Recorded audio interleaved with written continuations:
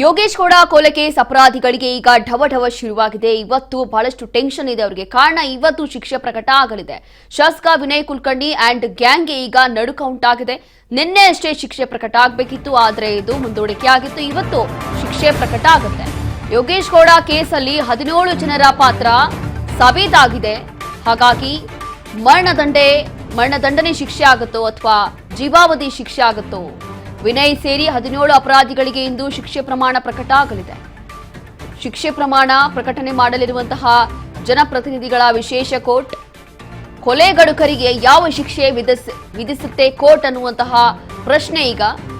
ಇಂದು ನ್ಯಾಯಮೂರ್ತಿ ಸಂತೋಷ್ ಗಜಾನನ್ ಭಟ್ ಅವರಿಂದ ಆದೇಶ ಬರುತ್ತೆ.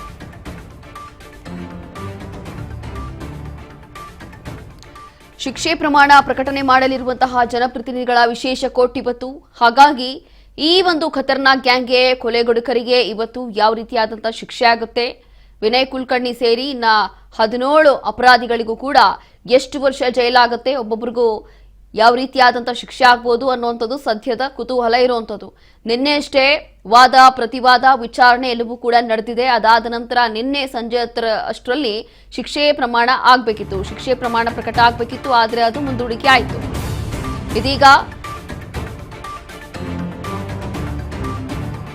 ಪರಪ್ಪನಗ್ರಹಾರದ ಕ್ವಾರಂಟೈನ್ ಜೈಲಲ್ಲೇ ಇದ್ದಾರೆ ವಿನಯ್ ಕುಲಕರ್ಣಿ. ಕೆಲವೇ ಕ್ಷಣಗಳಲ್ಲಿ ವಿನಯ್ ಕುಲಕರ್ಣಿ ಅವರನ್ನ ಕರೆದೊಯ್ಯಲಿದ್ದಾರೆ ಪೊಲೀಸರು. ಕೊಲೆ ಕೇಸ್ನ ಆರೋಪಿಗಳನ್ನ ಕರೆದೊಯ್ಯಲಿದ್ದಾರೆ ಪೊಲೀಸರು. ಕೋರ್ಟ್ಗೆ ಕರೆದೊಯ್ದು ಜಡ್ಜ್ ಮುಂದೆ ವಿನಯ್ ಅಂಡ್ ಟೀಮ್ನ ಹಾಜರುಪಡಿಸುತ್ತಾರೆ. ಅದಾದ ನಂತರ ಶಿಕ್ಷೆ ಅವಧಿ ಪ್ರಕಟಣೆ ಮಾಡ್ತಾರೆ ನ್ಯಾಯಮೂರ್ತಿ ಸಂತೋಷ್ ಗಜಾನನ್ ಭಟ್. ಈಗಾಗಲೇ ಯಾವಾಗ ಸಾಬೀತಾಯಿತು, ನಿನ್ನೆ ಅಲ್ಲ ಮೊನ್ನೆ, ಇವರೆಲ್ಲರೂ ಕೂಡ ಅಪರಾಧಿಗಳು, ಎಲ್ಲರೂ ಕೂಡ ದೋಷಿಗಳು ಅಂತ ಹೇಳಿ ಯಾವಾಗ ಕೋರ್ಟ್ ತೀರ್ಪನ್ನ ಕೊಟ್ಟಿತ್ತು, ಅವತ್ತು ಅವರನ್ನ ಪರಪ್ಪನಗ್ರಹಾರ ಜೈಲಿಗೆ ಶಿಫ್ಟ್ ಮಾಡಿದ್ರು. ಹಾಗಾಗಿ ಈಗಲೂ ಕೂಡ ಪರಪ್ಪನಗ್ರಹಾರ ಜೈಲಲ್ಲೇ ಇದ್ದಾರೆ. ಇವತ್ತು ಮತ್ತೊಮ್ಮೆ ಜಡ್ಜ್ ಮುಂದೆ ಎಲ್ಲಾ ಅಪರಾಧಿಗಳಿಗೂ ಕೂಡ ಪ್ರೊಡ್ಯೂಸ್ ಮಾಡಲಾಗುತ್ತೆ. ಅದಾದ ನಂತರ ಶಿಕ್ಷೆ ಪ್ರಕಟ ಆಗುತ್ತೆ. ಹಾಗಾಗಿ ಸದ್ಯಕ್ಕೆ ಕೋರ್ಟ್ಗೆ ಕರೆದುಕೊಂಡು ಹೋಗ್ತಾರೆ, ಜಡ್ಜ್ ಮುಂದೆ ಪ್ರೊಡ್ಯೂಸ್ ಮಾಡ್ತಾರೆ ಪೊಲೀಸ್ ಅವರು. ವಿನಯ್ ಅಂಡ್ ಗ್ಯಾಂಗ್ ಅಂತಂದ್ರೆ ಇನ್ನ ಶಾಸಕ ವಿನಯ್ ಕುಲಕರ್ಣಿ, ಅದರ ಜೊತೆಗೆ ಇನ್ನು 17 ಅಪರಾಧಿಗಳೇನಿದ್ದಾರೆ ಎಲ್ಲರನ್ನೂ ಕೂಡ ಇವತ್ತು ಜಡ್ಜ್ ಮುಂದೆ ಹಾಜರು ಪಡಿಸ್ತಾರೆ. ಅದಾದ ನಂತರ ಇಲ್ಲಿ ಶಿಕ್ಷೆ ಅವಧಿ ಪ್ರಕಟಣೆ ಮಾಡ್ತಾರೆ ನ್ಯಾಯಮೂರ್ತಿ ಸಂತೋಷ್ ಗಜಾನನ್ ಭಟ್. ಅದರಲ್ಲೂ ಕೂಡ ನಿನ್ನೆ ಒಂದಷ್ಟು ವಾದ ಪ್ರತಿವಾದ ಎಲ್ಲವೂ ಕೂಡ ನಡೆದಿದೆ, ವಿಚಾರಣೆ ನಡೆದಿದೆ. ವಿಚಾರಣೆಯ ಸಂದರ್ಭದಲ್ಲಿ ಪ್ರತಿಯೊಬ್ಬ ಅಪರಾಧಿಗಳು ಕೂಡ ತಮ್ಮ ತಮ್ಮ ಪರವಾಗಿ ಕೆಲವೊಂದು ಅಂಶಗಳನ್ನು ಹೇಳಿದ್ದಾರೆ. ಹಾಗಾಗಿ ಜಡ್ಜ್ ಎಲ್ಲಾ ಹೇಳಿಕೆಗಳನ್ನು ಕೂಡ, ಎಲ್ಲರ ಸ್ಟೇಟ್ಮೆಂಟ್ಗಳನ್ನು ಕೂಡ ದಾಖಲು ಮಾಡಿಕೊಂಡಿದ್ದಾರೆ.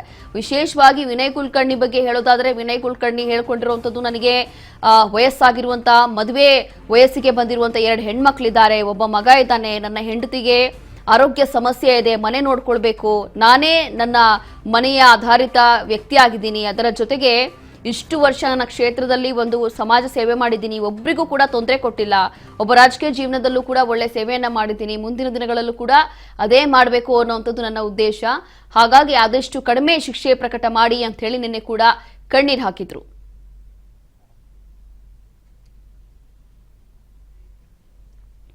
ಮತ್ತಷ್ಟು ಮಾಹಿತಿಯನ್ನ ಕೊಡ್ತಾರೆ ನಮ್ಮ ಪ್ರತಿನಿಧಿ ಅಜಯ್. ಈಗ ಫೈನಲಿ ಇವತ್ತಾದ್ರೂ ಶಿಕ್ಷೆ ಪ್ರಕಟ ಆಗುತ್ತೆ ಅನ್ನುವಂಥದ್ದು ಎಲ್ಲರ ನಿರೀಕ್ಷೆ ಇದೆ. ಹಾಗಾಗಿ ಇವತ್ತು ಏನಾಗಬಹುದು, ಏನಿದೆ ಹೆಚ್ಚಿನ ಮಾಹಿತಿ?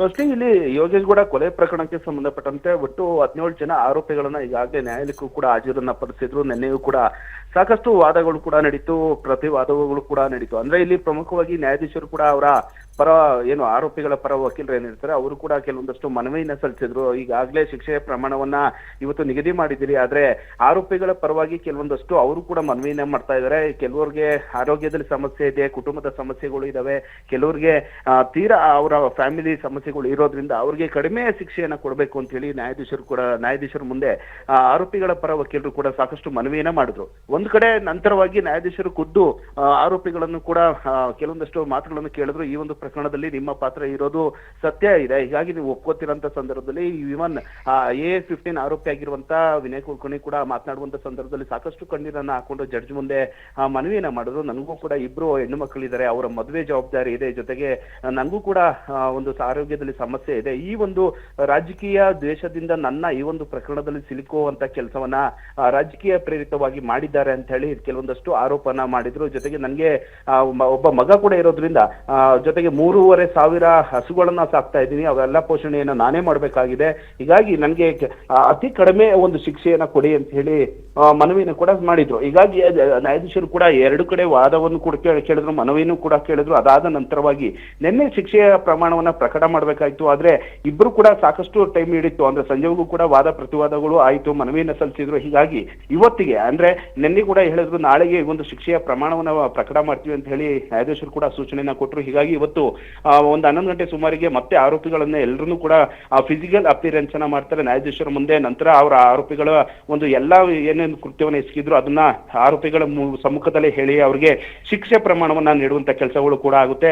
ಹೀಗಾಗಿ ಇವತ್ತು ನ್ಯಾಯಾಧೀಶರು ಜೊತೆಗೆ ನ್ಯಾಯಾಲಯದಲ್ಲಿ ಸಾಕಷ್ಟು ಜನಗಳು ಸೇರ್ತಾರೆ. ಈ ಒಂದು ಆದೇಶ ಏನ್ ಬರುತ್ತೆ, ಯಾವ ರೀತಿಯಾಗಿ ಆರೋಪಿಗಳಿಗೆ ಒಬ್ಬೊಬ್ಬ ಆರೋಪಿಗಳಿಗೆ ಎಷ್ಟು ವರ್ಷ ಶಿಕ್ಷೆನ ಪ್ರಕಟ ಮಾಡ್ತಾರೆ ಅನ್ನೋದು ಕೂಡ ಸಾಕಷ್ಟು ಕುತೂಹಲ ಇದೆ. ಹೀಗಾಗಿ ಇವತ್ತು ನ್ಯಾಯಾಧೀಶರ ಮೇಲೆ ಜೊತೆಗೆ ನ್ಯಾಯಾಲಯದ ಮೇಲೆ ಎಲ್ಲರ ಚಿತ್ತ ಇರುವಂತದ್ದು. ರೋಶ್ನಿ, ಅಜಯ್, ಇನ್ನು ಇದೆಲ್ಲವೂ ಕೂಡ ಕೋರ್ಟ್ ಕನ್ಸಿಡರ್ ಮಾಡುತ್ತಾ ಅಂತಂದ್ರೆ ಈಗ ವಿನಯ್ ಕುಲಕರ್ಣಿನೇ ಇರಲಿ ಅಥವಾ ಬೇರೆ ಬೇರೆ ಅಪರಾಧಿಗಳೇ ಇರಲಿ, ಎಲ್ಲರಿಗೂ ಕೂಡ ತಮ್ಮ ಫ್ಯಾಮಿಲಿಯಲ್ಲಿ ಏನೆಲ್ಲ ಸಮಸ್ಯೆ ಇದೆ ಅದೆಲ್ಲವೂ ಕೂಡ ಹೇಳ್ಕೊಂಡಿದ್ದಾರೆ ಜಡ್ಜ್ ಮುಂದೆ. ಇದೆಲ್ಲವೂ ಕೂಡ ಕನ್ಸಿಡರ್ ಆಗುತ್ತಾ ಅಥವಾ ನಿಜವಾಗ್ಲೂ ಕೂಡ ಈ ಒಂದು ಕೇಸಲ್ಲಿ ಯಾವುದೇ ಕಾರಣಕ್ಕೂ ಸ್ವಲ್ಪನೂ ಕರುಣೆ ತೋರಿಸಬಾರ್ದು, ಇಲ್ಲಿ ಎಲ್ಲವೂ ಕೂಡ ಪ್ಲಾನಿಂಗ್ ಮಾಡಿ ಹತ್ಯೆ ಮಾಡಿದ್ದಾರೆ, ಹಾಗಾಗಿ ಆದಷ್ಟು ಗರಿಷ್ಠ ಶಿಕ್ಷೆ ಆಗಬೇಕು ಅನ್ನುವಂಥದ್ದು ಇದು ಕೂಡ ವಾದ ಆಗಿದೆ ನಿನ್ನೆ.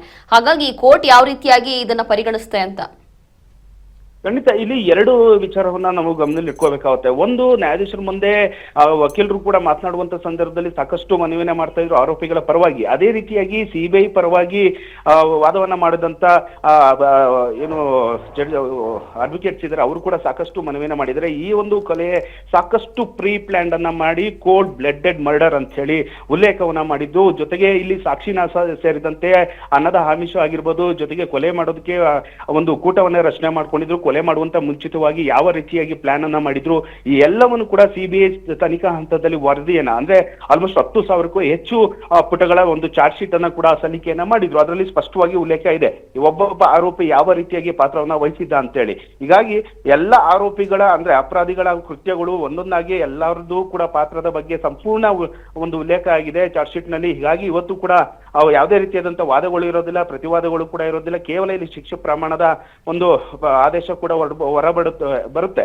ಅಂದ್ರೆ ಇಲ್ಲಿ ಕೆಲವೊಂದಷ್ಟು ಆರೋಪಿಗಳು ಕೇಳಿದ್ರು, ಮನವಿಯನ್ನ ಮಾಡಿದ್ರು, ಅದರಲ್ಲಿ ಕೂಡ ಕೆಲವೊಂದು ಕನ್ಸಿಡರ್ ಮಾಡಬಹುದು. ಯಾಕಂದ್ರೆ ಒಬ್ಬ ಆಟೋ ಚಾಲಕನಾಗಿದ್ದು ಆತನಿಗೆ ಹಾರ್ಟ್ ಪ್ರಾಬ್ಲಮ್ ಕೂಡ ಇದೆ ಅಂತ ಹೇಳಿ ಹೇಳ್ಕೊಂಡಿದ್ದ. ಜೊತೆಗೆ ಇನ್ನ ಕೆಲವೊಂದಷ್ಟು ಅಪರಾಧಿಗಳು ಕೂಡ ಫ್ಯಾಮಿಲಿಯಲ್ಲಿ ಸಮಸ್ಯೆ ಇದೆ, ನಮ್ಮ ತಾಯಿನೇ ನೋಡ್ಕೋಬೇಕು ಅಂತೇಳಿ ಒಬ್ಬ ಹೇಳ್ಕೊತಾ ಇದ್ದ. ಅದೇ ರೀತಿಯಾಗಿ ಚಿಕ್ಕ ಮಕ್ಳು ಇದಾರೆ, ನನಗೆ ಸಾಕೋದಿಕ್ಕೆ ನಾನೇ ದುಡಿದು ಸಾಕ್ಬೇಕು ಅಂತೇಳಿ ಮತ್ತೊಬ್ಬ ಅಪರಾಧಿ ಕೂಡ ತನ್ನ ಮನವಿಯನ್ನು ಕೂಡ ಸಲ್ಲಿಸಿದ. ಒಂದ್ ಕಡೆ ಸಿಬಿಐ ಪರ ವಕೀಲರು ಕೂಡ ಮಾತನಾಡುವಂತ ಸಂದರ್ಭದಲ್ಲಿ ಗರಿಷ್ಠ ಶಿಕ್ಷೆ ಅಂದ್ರೆ ಗಲ್ಲು ಶಿಕ್ಷೆನ ಕೊಡಬೇಕು ಇವ್ರಿಗೆ, ಇದು ಪ್ರೀ ಪ್ಲಾನ್ ಮರ್ಡರ್, ಇದು ಅಚಾನಕ್ ಆಗಿ ಆಗಿರುವಂತ ಕೊಲೆ ಅಲ್ಲ ಅಂತ ಹೇಳಿ ವಾದವನ್ನ ಮಾಡಿದ್ರು. ಹೀಗಾಗಿ ಆತಂಕ ಎಲ್ಲಾರ್ಗೂ ಕೂಡ ಇರುವಂತದ್ದು. ಒಂದ್ ಕಡೆ ನ್ಯಾಯಾಧೀಶರು ಇವತ್ತು ಯಾವ ರೀತಿಯಾಗಿ ಅವರ ಒಂದು ವಿವೇಚನೆ ಬಳಸಿ ಆದೇಶವನ್ನು ಕೊಡ್ತಾರೆ ಅನ್ನೋದು ಕೂಡ ಸಾಕಷ್ಟು ಕುತೂಹಲ ಇದೆ.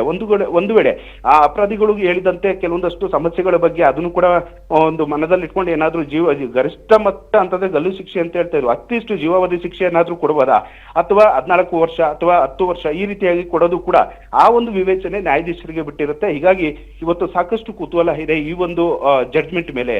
ರೋಶ್ನಿ, ಈ ಅಜಯ್, ಇನ್ನ ವಿಶೇಷವಾಗಿ ಈಗ ಶಿಕ್ಷೆ ಪ್ರಕಟ ಆಗುವಂತ ವಿಚಾರದಲ್ಲೂ ಕೂಡ ಈ ಒಂದು ಕೇಸಲ್ಲಿ ಜಡ್ಜ್ ಏನ್ ಹೇಳ್ತಾರೆ ಅನ್ನುವಂಥದ್ದು ಒಂದು ದೊಡ್ಡ ಪ್ರಶ್ನೆ ಇದೆ. ಅದರಲ್ಲೂ ಕೂಡ ಎಷ್ಟು ವರ್ಷ ಜೈಲಾಗುತ್ತೆ ಅಂತ ಹೇಳಿ ಎಲ್ಲರಿಗೂ ಕೂಡ ಒಂದು ಕುತೂಹಲ ಇದೆ. ಇಫ್ ಇನ್ ಕೇಸ್ ಏನಾದ್ರೂ ಜೀವಾವಧಿ ಶಿಕ್ಷೆ ಆಯ್ತು ಅಥವಾ ಬೇರೆ ಏನಾದ್ರೂ ಕನಿಷ್ಠ ಪಕ್ಷ ಗಲ್ಲು ಶಿಕ್ಷೆ ಆಗೋಯ್ತು ಅಥವಾ ಜೀವಾವಧಿ ಶಿಕ್ಷೆ ಆಗೋಯ್ತು ಅಂತಂದ್ರೆ, ಜೀವಾವಧಿ ಶಿಕ್ಷೆ ಆಯ್ತು ಅಂತ ಅಂದ್ಕೊಳ್ಳೋಣ, ಇವಾಗ ನೀವು ಹೇಳ್ತಾ ಇದ್ರಿ ಆಲ್ಮೋಸ್ಟ್ ಜೀವಾವಧಿ ಶಿಕ್ಷೆ ಆಗ್ಬೋದು ಅಂತ ಹೇಳಿ, ಆತರ ಏನಾದ್ರೂ ಆದ್ರೆ ಮುಂಬರುವಂತ ಆಪ್ಷನ್ಸ್ ಏನಿರ್ಬೋದು ಅವರಿಗೆ, ವಿಶೇಷವಾಗಿ ಇಲ್ಲಿ ವಿನಯ್ ಕುಲಕರ್ಣಿ ಇರ್ಲಿ ಅಥವಾ ಬೇರೆ ಅಪರಾಧಿಗಳೇ ಇರ್ಲಿ? ಖಂಡಿತ ಇಲ್ಲಿ ವಿನಯ್ ಕುಲಕರ್ಣಿಗೆ 2 ವರ್ಷದ ಏನಾದ್ರು ಗರಿಷ್ಠ ಮಟ್ಟದ ಏನೋ ಶಿಕ್ಷೆ ಆಯ್ತು ಅಂದ್ರೆ ಒಂದಕ್ಕೆ ಅವರ ಶಾಸಕ ಸ್ಥಾನಕ್ಕೆ ಕುತ್ತು ಬರುತ್ತೆ. ಹೀಗಾಗಿ 60 ದಿನಗಳು ಕೂಡ ಟೈಮ್ ಇರುತ್ತೆ. ಆ ಒಂದು ಸಂದರ್ಭದಲ್ಲಿ ವಿನಯ್ ಕುಲಕರ್ಣಿ ಹೋಗಿ ಹೈಕೋರ್ಟ್ಗೆ ಅರ್ಜಿನ ಸಲ್ಲಿಸಿ ಈ ಒಂದು ಆದೇಶವನ್ನ ಒಂದು ತಡೆ ಹಿಡಿದ್ರೆ ಅವರು ಕೂಡ ಬಚಾವ್ ಆಗ್ತಾರೆ ಒಂದು ಶಾಸಕ ಸ್ಥಾನದಿಂದ. ಒಂದು ವೇಳೆ ಅದಕ್ಕಿಂತ ಹೆಚ್ಚಿನ ವರ್ಷ ಅಂದ್ರೆ ಜೀವಾವಧಿ ಆಗ್ಬೋದು ಅಥವಾ 14 ವರ್ಷ ಈ ರೀತಿಯಾಗಿ ಏನಾದ್ರು ಶಿಕ್ಷೆಯ ಪ್ರಮಾಣ ಆಯ್ತು ಅಂದ್ರೆ ಇಲ್ಲಿ ಶಾಸಕ ಸ್ಥಾನ ಸೇರಿದಂತೆ ಅವ್ರು ಜೀವನ ಪೂರ್ತಿ ಜೈಲಲ್ಲೇ ವಾಸ ಮಾಡುವಂತ ಕೆಲಸಗಳು ಕೂಡ ಆಗುತ್ತೆ. ಹೀಗಾಗಿ ಒಂದ್ ಕಡೆ ಸಿಬಿಐ ಅಧಿಕಾರಿಗಳು ಕೂಡ ಸಾಕಷ್ಟು ಒಂದು ಮನವಿಯನ್ನ ಮಾಡಿದರೆ ಇದೊಂದು ಪ್ರೀ ಪ್ಲಾನ್ ಕೋಲ್ಡ್ ಮರ್ಡರ್ಡ್ ಅಂತ ಹೇಳಿ ಯಾವುದೇ ರೀತಿಯಾದಂತಹ ಕರುಣೆಯನ್ನ ತೋರಿಸಬಾರ್ದು. ಇದರಲ್ಲೂ ಕೂಡ ಪ್ರಮುಖ ಆರೋಪಿಯಾಗಿರುವಂತ ಬಸವರಾಜ್ ಮುತ್ತಗಿ ಸಾಕಷ್ಟು ಹೇಳಿಕೆಯನ್ನ ಕೊಟ್ಟಿದ್ದಾನೆ, ನೇರವಾಗಿ ಆರೋಪವನ್ನ ಮಾಡಿದ್ದಾನೆ.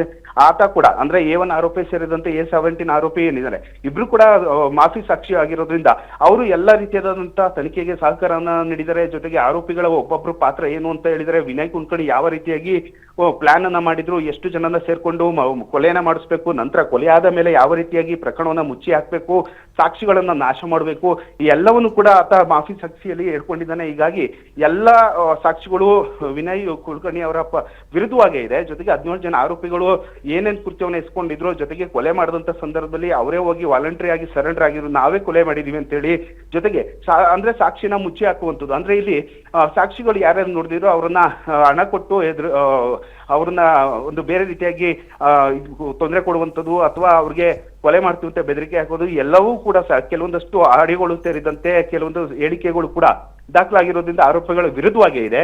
ಇವತ್ತು ನ್ಯಾಯಾಧೀಶರ ವಿವೇಚನೆಗೆ ಬಿಟ್ಟಿರುತ್ತೆ ಯಾವ ರೀತಿಯಾಗಿ ಒಂದು ಆರೋಪಿಗಳು ಅಂದ್ರೆ ಅಪರಾಧಿಗಳು ಯಾವ ರೀತಿಯಾಗಿ ಈ ಒಂದು ಕೃತ್ಯದಲ್ಲಿ ಭಾಗಿಯಾಗಿದ್ರು, ಏನು ಶಿಕ್ಷೆಯನ್ನ ಕೊಡಬಹುದು ಅಂತೇಳಿ.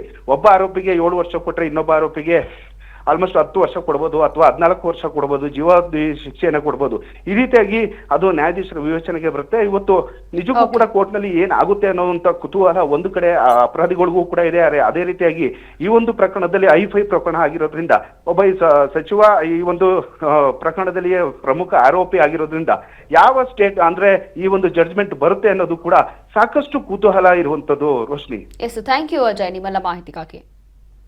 ಹೀಗೆ ಸದ್ಯಕ್ಕೆ ಇರುವಂತಹ ಕುತೂಹಲ ಒಂದು ಕಡೆ ರಾಜಕೀಯ ಜೀವನ, ಮತ್ತೊಂದು ಕಡೆ ಇನ್ನ ಉಳಿದಂತಹ 17 ಅಪರಾಧಿಗಳು ಎಲ್ಲರಿಗೂ ಕೂಡ ತಮ್ಮ ತಮ್ಮ ಕುಟುಂಬಗಳಲ್ಲಿ ಇರುವಂತಹ ಸಮಸ್ಯೆಗಳು ಅಥವಾ ಏನೆಲ್ಲ ನಿನ್ನೆ ಒಂದಷ್ಟು ಸ್ಟೇಟ್ಮೆಂಟ್ಗಳನ್ನ ಜಡ್ಜ್ ಏನ್ ದಾಖಲು ಮಾಡ್ಕೊಂಡಿದ್ದಾರೆ, ಹೇಳಿಕೆಗಳನ್ನ ತಗೊಂಡಿದ್ದಾರೆ, ಅದೆಲ್ಲವೂ ಕೂಡ ಕನ್ಸಿಡರ್ ಮಾಡ್ತಾರಾ ಅಥವಾ ಇಲ್ಲ ಇದೊಂದು ಎಲ್ಲವೂ ಕೂಡ ಪ್ರೀ ಪ್ಲಾನ್ ಮರ್ಡರ್ ಅಂತ ಹೇಳಿ ಕನ್ಸಿಡರ್ ಮಾಡ್ತಾರಾ ಅಂತ ಹೇಳಿ ಕಾದ್ ನೋಡ್ಬೇಕಾಗತ್ತೆ.